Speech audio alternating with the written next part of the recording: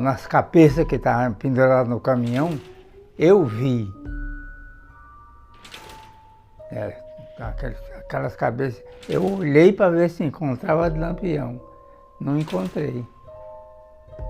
Aí procurei um rapaz que estava colocando se a cabeça de Lampião estava naquele meio. Está aí no meio. Só foi dizer isso, está aí no meio. O senhor ficou desconfiado? Aí eu voltei a procurar, mas não vi. Eu olhei e fiquei calado, não disse nada. Não tinha com quem falar, não disse nada. Era eu e um sargento Gabriel. Ele não tinha com quem falar.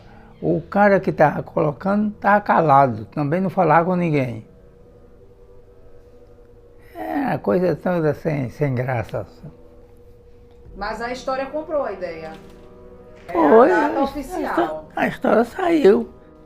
Ele não morreu lá, naquele bando não. O cara que mandou foi o coronel João Bezerra de Alagoas. Esse era o chefe lá. E a história só foi dele. Procurei o cara que estava colocando, ele falou de banda assim. Não, tá aí. Foi o que ele disse. Tá aí. O senhor disse o quê? Perguntou, qual é a cabeça do Lampião? Aí ele só disse, eu digo, aí ô moço, e a cabeça do Lampião tá nesse meio? Tá aí, foi o que ele disse. E eu olhei para tu, quando olhei para outro, não peguei nada. Olhei e não vi nada. Fui para o outro lado do caminhão, não vi nada. Não, aqui não. Aí, também ele, o cara, não falou mais nada. O senhor disse a ele não, que não está Disse a ele. Aqui não está não. Ele também ficou calado, não disse nada. Eu conheci Lampião, eu era menino. Foi? Eu conheci. Me conta isso aí. Conheceu onde? E lá em casa. Tomou café lá em casa muitas vezes. Chamava a mãe e comadre. Comadre, tem um cafezinho? Tem. Pronto. Um cafezinho, saía eu ia embora. Sozinho, ele sozinho. O senhor sabia quem ele era? Sabia. O Álvaro era o cangaço, não Lampião. Lampião era muito difícil andar. Ele andava só. Ele andava com um companheiro. Ele tinha um companheiro dele. Justamente quando ele saiu do bando, que atravessou o rio, atravessou de canoa. E do outro lado pegou um cavalo e foi-se embora. E dessa vez foi bater em Minas Gerais. Ele já tinha a fazenda dele lá. Foi bater lá. E junto com o cangaceiro que ele gostava dele. Chamava-se Inocêncio. Ele. Era o homem de confiança. Era de confiança dele. O bando deles era muito difícil passar. Eles andavam muito escondidos. Andavam no mato também. Às vezes eles se encontravam no mato. Era uma coisa casual. Não era coisa que o camarada pegar e se encontrar, não. Se encontrasse de longe, se avistava e de lá mesmo desaparecia. Sim, estou entendendo. É. Mas vocês não corriam atrás deles, não? Não. Quando via, fazia o quê? Fingia que não tinha visto. É? É isso. Não era interessante entrar em conflito, era? Não. E como é que o senhor ficou sabendo que Lampião tinha Um amigo dele, de Lampião, era amigo mesmo. Era um senhor de Porção, era conhecido dele. Tinha trabalhado com ele, com Lampião. Quando ele morreu, Nessa morte aí de 31. Foi, ele estava lá, esse era um velho já. Ele estava lá, vivia com ele. Aí sabia que eu gostava de Lampião, aí me disse. Passou em Pesqueira, eu estava até engraxando o sapato. Ele disse, ele chegou e falou. Cara aqui que tem realmente argumentos fortíssimos, sérios, cara, para levantar dúvida e para mostrar uma outra realidade aí relativa à morte de Lampião e Maria Bonita. Então, camaradas, mas não existe provas da morte lá tendo acontecido no Angico, inclusive que se conta que foi colocada a cabeça de Lampião e de outros do bando. Não, aquela cabeça que foi apresentada supostamente de Lampião, que foi para Alagoas, que não era para ir para Alagoas, era para ir para Aracaju, porque o fato se deu no território sergipano. Já está uma primeira malandragem aí. O Instituto Médico Legal de Sergipe era para providenciar a perícia técnica e científica. Pronto, tudo bem, já que levaram a cabeça, eu fico com o corpo. Mas nem o corpo tinha. Quando a Polícia Técnica Científica veio de Sergipe, não tinha mais nada. Ao levar a cabeça ao IML a Maceió, depois de 5 dias, fizeram um percurso. Chegando no Instituto Médico Legal de Maceió, o doutor José Afrânio Lage Filho disse: nossa, que cabeça pequena. Eu não vou dar atestado de óbito, vou dar atestado médico. Daí ele colocou as medidas da cabeça dele, do crânio à mandíbula, segundo o atestado médico, 17 centímetros. 17 centímetros, eu que me formei e sou perito em retrato, sou formado em retrato falado, me formei também em Maceió, no Instituto, com o professor Rosevaldo Reis, no Theo Brandão, no Museu Theo Brandão. Como eu tinha as medidas, fui fazer o retrato falado, que supostamente seria de Lampião. O retrato falado dá isso aqui, ó. Cabeça do menino. Esse é o retrato aqui, pessoal do TikTok. Cabeça do menino. Vou mostrar aqui para o pessoal no YouTube. Opa. A mandíbula dele tá pequena. Tá pequena. Sempre vai estar pequena, porque se trata da anatomia de uma criança, que é o último osso que vai ser desenvolvido, que é esse a mandíbula, o maxilar. E aumentaram mais a cabeça, porque o levaram aquela cabeça para o Recife, para um outro artista plástico fazer um volume maior, uma restauração, e dar a entender que era de Lampião. Quer dizer, foi um engodo, foi um fake news, daí todo mundo ganhou. Lampião estava de acordo? Estava. Ele reuniu a tropa dele, disse: ó, pessoal, estou cansado, vou-me embora, e o que apresentarem, confirme que sou eu. Quem quiser vir comigo, vamos. Se vocês não confirmarem do que eu estou falando, mais adiante eu te pego. Porque eu estou vivo, vou estar vivo, e vocês têm que ser fiel a mim. Mas com base em que, Antônio, que você afirma que teve esse acordo? Os acordos que houve, a base que eu sei, são de terceiros. Porque o fotógrafo Benjamin Abraão achou de publicar e mostrar a foto de Lampião para o Brasil inteiro. Para o Brasil inteiro. Getúlio Vargas, ao saber dele, mandou persegui-lo. Aniceto, que era o policial lá de Pão de Açúcar, Joaquim Rezende, que era o sócio de Lampião, aí entraram no acordo com ele, porque Lampião também convivia na zona rural de Pão de Açúcar. na fazenda de Tombié, nos Bié, Bonome. Daí então houve esse emaranhado de inteligência de fazer uma suposta batalha e que ele sairia morto e o Estado o mataria. A Joaquim Rezende, que era o sócio dele, Tenente Aniceto, o próprio Lampião, o Antônio, fez a última reunião.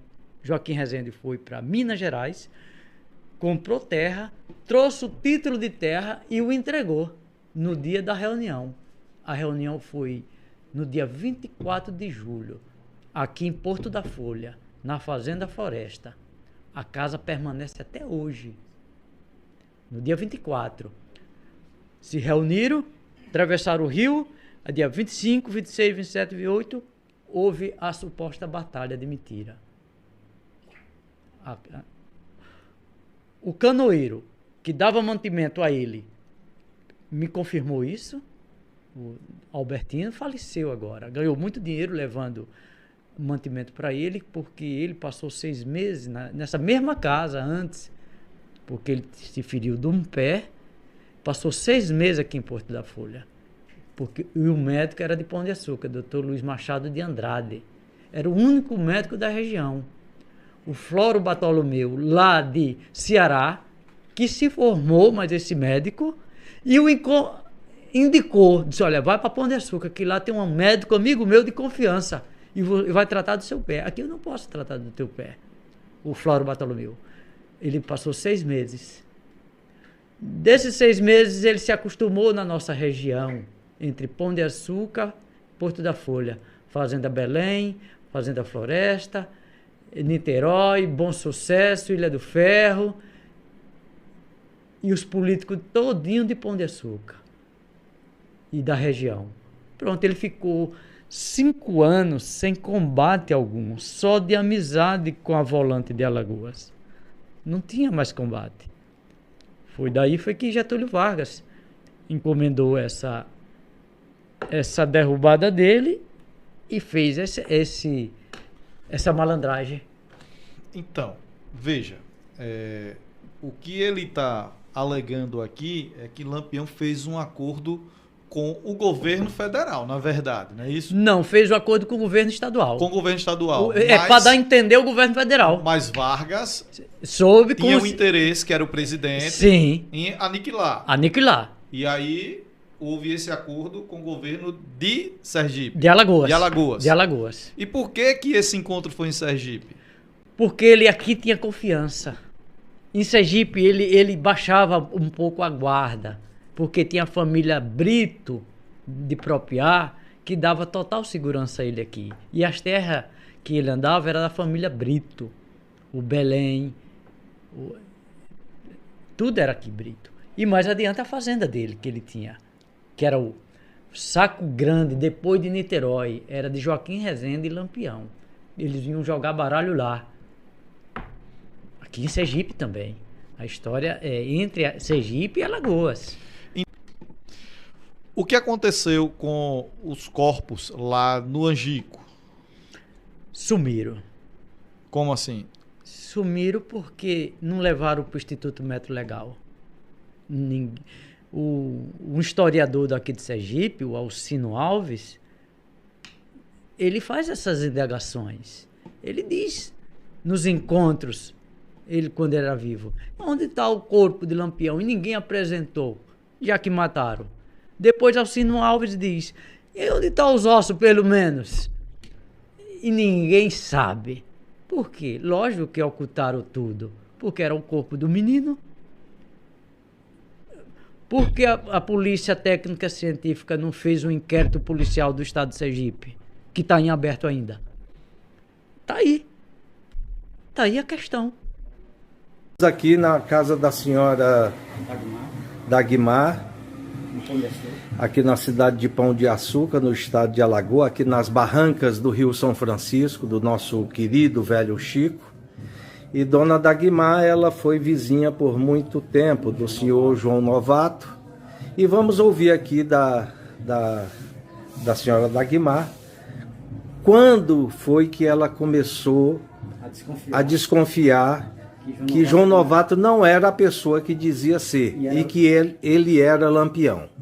Pode falar, dona. Não. Rita era a esposa dele. Uma pessoa muito boa, mas um pessoal assim, difícil, sabe? Era. Aí, quando é um dia, nós conversando, eu e Rita, e seu João era calado, cego. Aí eu disse, ô Rita, por que seu João é tão quieto, tão calado, e é cego? Aí ela disse, um tiro. Aí ela disse, olha, Dagmar e João é Lampião, é o Lampião. Eu digo, gente, Lampião, que matou muita gente, eu rindo, sabe? Aí ela disse assim mesmo. Era a Rita. Rita. A mulher dele que confessou. Que era a esposa dele. Dele. Aí eu cheguei e disse, eu não vi dizer que mataram ele. Elas mataram não. Nós fugimos. Os bandidos atrás da gente. Então ela era Maria Bonita. Era Maria Rita, que chamava Rita, mas então ela era Maria Bonita de Lampião. Era Maria Bonita. Maria Bonita, mas o nome dela era Rita. Certo. O nome dela, ela disse a mim que era Maria Rita, aí chamavam Maria Bonita. Tá certo. Sabe? Sim. Aí eu cheguei e disse, gente, e eu não vi dizer que mataram o Lampião, ela disse que nada. Olha ele aí. Agora ele era mesmo, Lampião. Por que a senhora diz isso? Porque ele era um homem muito fechado, não queria conversa com ninguém, calado mesmo, fumava cachimbo. Cachimbo qualquer um pode fumar, né? Mas ele fumava cachimbo. Certo.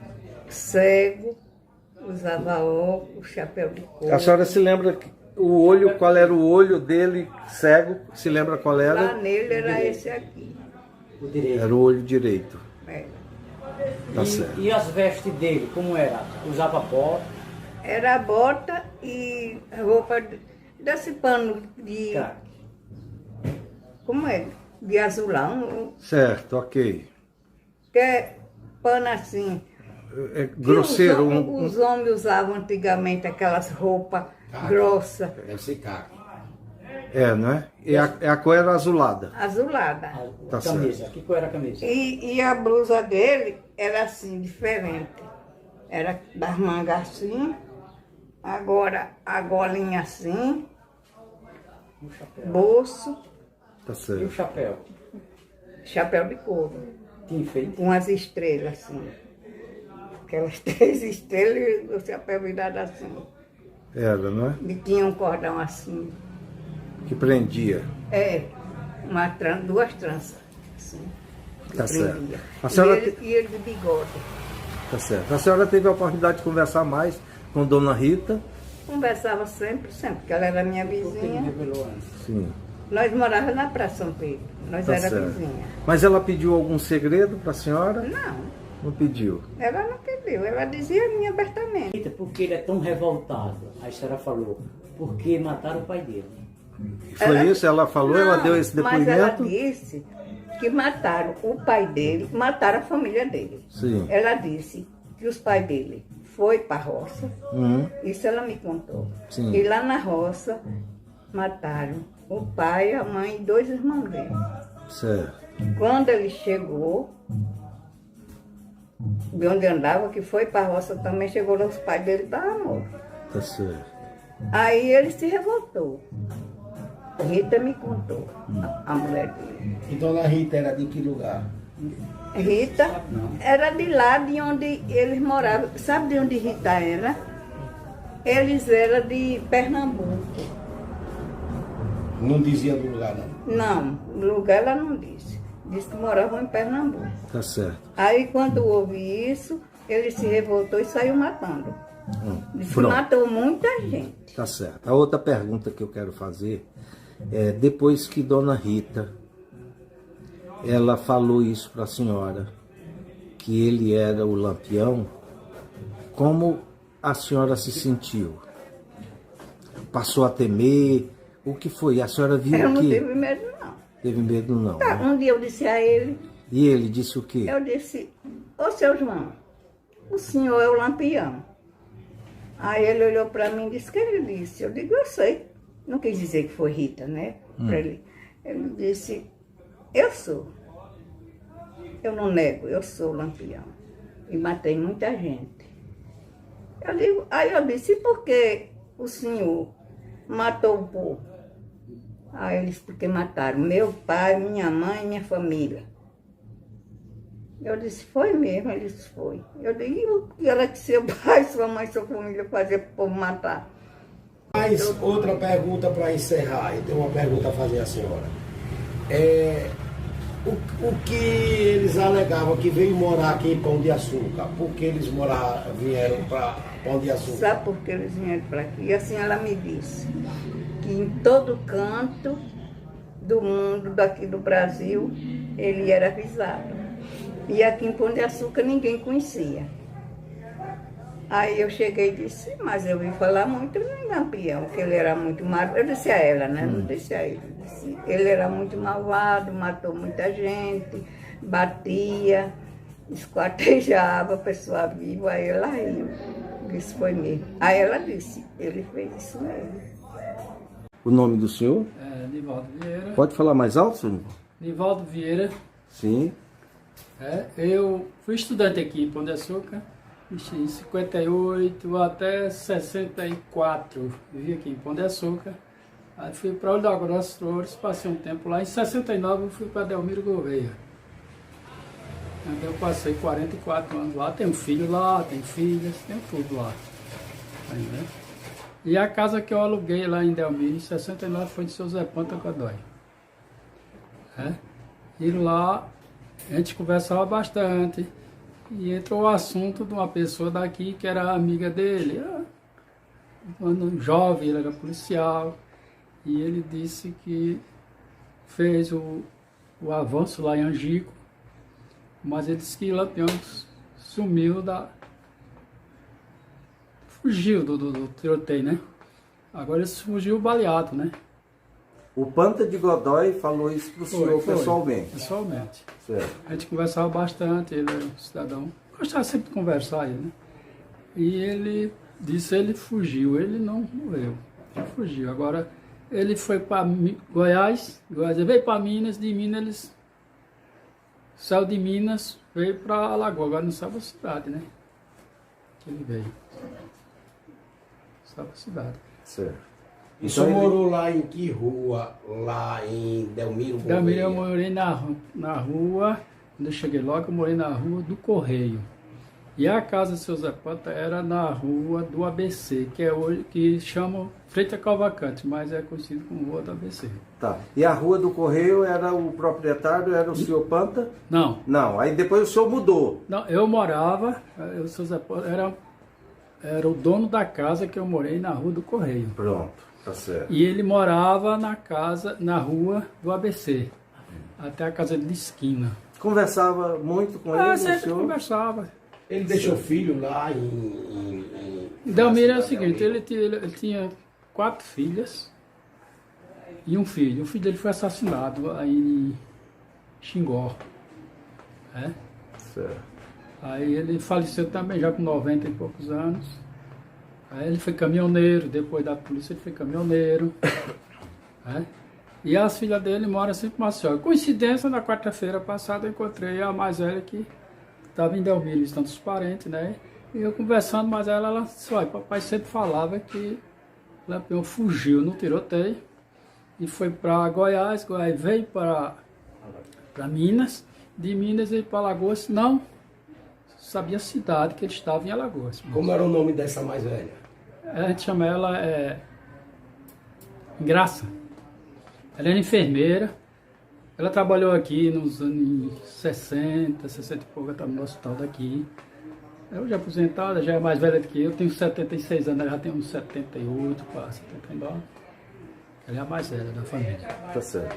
O senhor sabe que o que o senhor está aí fazendo dessa colocação entra em choque com o que o Panta de Godoy ele fez Uma declaração dizendo que atirou em Lampião. Que ele disse que deu um tiro na cabeça de Lampião. Exato. Aí eu vi essa reportagem dele num documentário da Globo, uma época. Isso. Ele falando que atirou na cabeça de Lampião. Foi. É o que todo mundo... Mas ele disse não, ele fugiu. E o senhor não teve a curiosidade de saber por que é que ele tinha colocado que tinha dado um tiro na cabeça? Não teve essa... Não, eu não perguntei porque eu vim saber já depois. Ah, tá certo. Entendeu?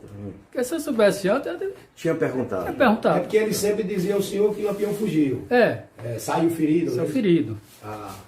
Então, que tinha um soldado chamado Santos. O nome dele era Sandy, mas nas volantes era conhecido por Santo. Que esse rapaz, que era um jovem de 18 anos, em sua juventude havia conhecido, antes de ser soldado contratado, havia conhecido Lampião. Era o único de todos que estavam aqui, no instante do combate, que dizia conhecer Lampião. E foi através da informação desse soldado que se espalhou a notícia que Lampião havia morrido aqui. Agora, não existem registros do dinheiro de Lampião, a gente sabe do dinheiro de Maria Bonita, de Luiz Pedro, de todos, agora Lampião não. E a conversa se espalhou e todo mundo aceitou que tenha sido, que fosse e que seja Lampião. Eu, por exemplo, eu não tenho nenhuma condição de contestar este fato histórico que se diz do instante da morte de Lampião. Eu queria deixar bem claro que eu contesto a forma como foi registrada através dos depoimentos, através dos que estiveram aqui em Angico no instante do cerco. Eu contesto sim que não pode ter acontecido como foi registrado nos livros. Aí eu tenho plena e total convicção e os historiadores não aceitam e as coisas rodam muito pela teoria, nunca é pela prática. E na teoria eles enfeitam, deixam bem bonitinho. Mas na prática, se a gente for analisar com cuidado, a gente sente que é uma coisa que nem uma criança de 5 anos de idade pode aceitar. Lampião pode ter morrido, morreu. Agora, não como está registrado, não como consta nos livros. Aí não tenho dúvida. Nós acabamos de ouvir 2 tiros. Nós estamos por volta de, quem tem hora? 3. Meio-dia. Meio-dia. Você viu como ressoou esses impactos, esses tiros aqui na região.